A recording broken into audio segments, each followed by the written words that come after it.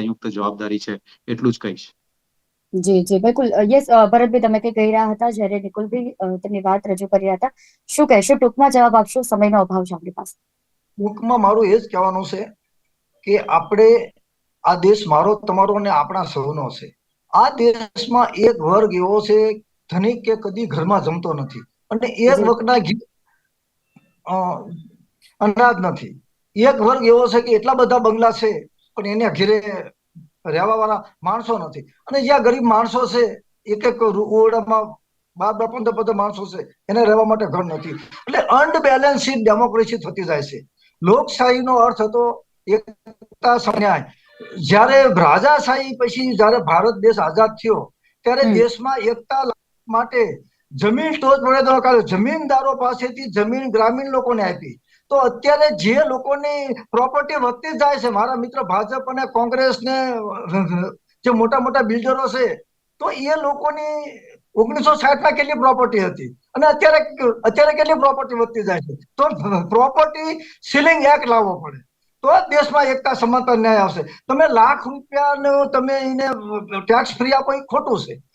તમે ટેક્સ લો પરંતુ તેને રોજગાર, શિક્ષણ ને આરોગ્ય મૂળભૂત અધિકાર આપો.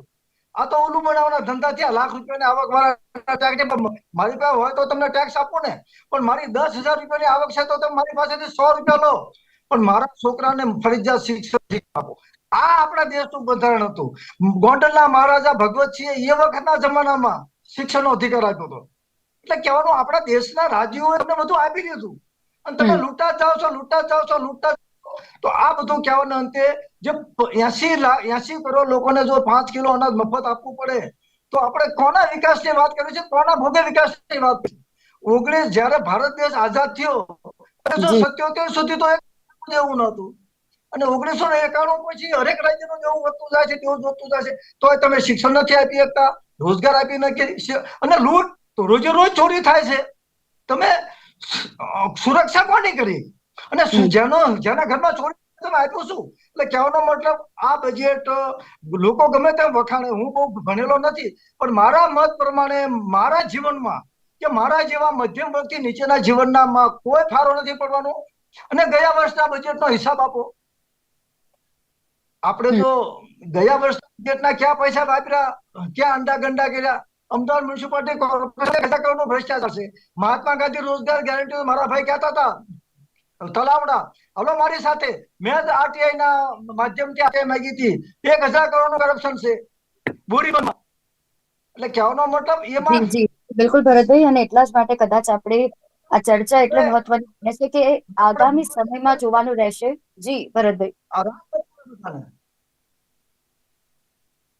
જી. સિયા રામમય સબજક જાને કરું પ્રણામ જોડી ચૂકવાને.